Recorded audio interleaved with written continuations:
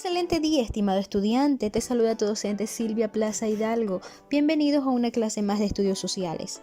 El tema del día de hoy es revueltas y revoluciones. El descontento social de las repúblicas latinoamericanas no era novedad en el siglo XX. Se ha tejido con las situaciones históricas que han favorecido la legalidad en papel, pero la injusticia en la realidad. Desde que empezó su vida republicana, la mayoría de países no remediaron las profundas divisiones manifestadas en nuestra sociedad.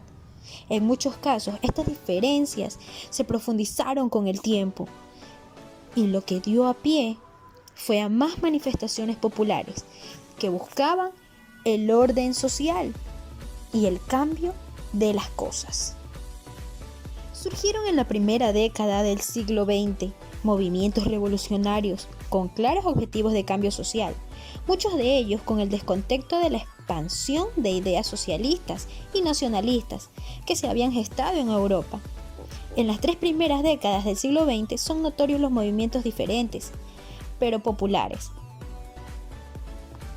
La Revolución Mexicana, que empieza con el llamado de Francisco Madero a evitar la reelección de Díaz en 1910.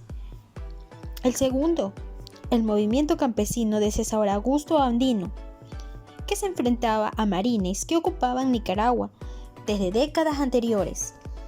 La Revolución Mexicana es uno de los eventos más inspiradores de la historia latinoamericana. Contó con líderes tan diversos como Francisco Madero y Emiliano Zapata.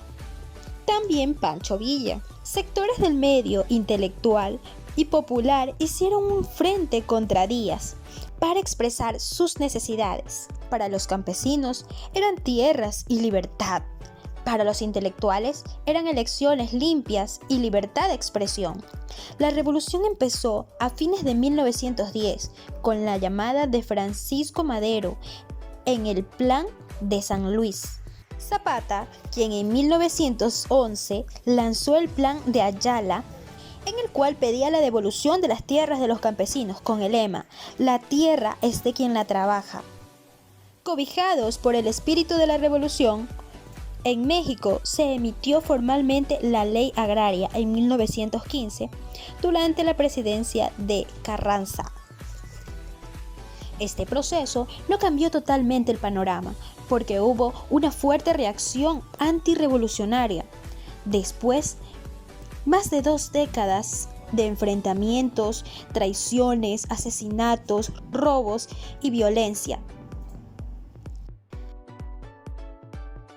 Pero al fin, el general Lázaro Cárdenas llegó al poder y empezó la verdadera reforma agraria en México en 1934. Andino, general de hombres libres. Nicaragua ha sido el país en donde más intervenciones directas del gobierno norteamericano hubo a comienzos del siglo XX.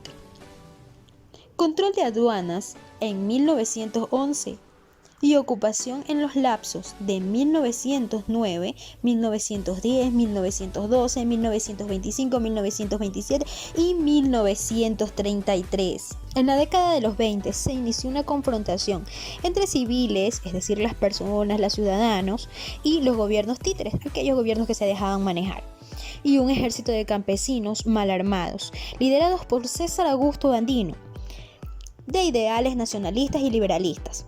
Sandino fue satanizado como un comunista rebelde por Estados Unidos y sus opositores.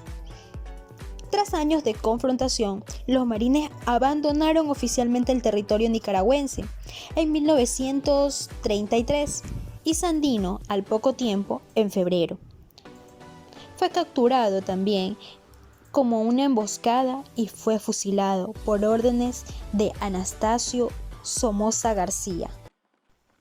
Es momento de una actividad. Ingresa a www.ancla.edu.es y resuelve el cuestionario acerca del video. Espera un momento, aún no te vayas. Puedes ganarte un punto extra si hallas las palabras en la sopa de letras que encierren el próximo tema de clases. Bendiciones, muchas gracias por tu atención.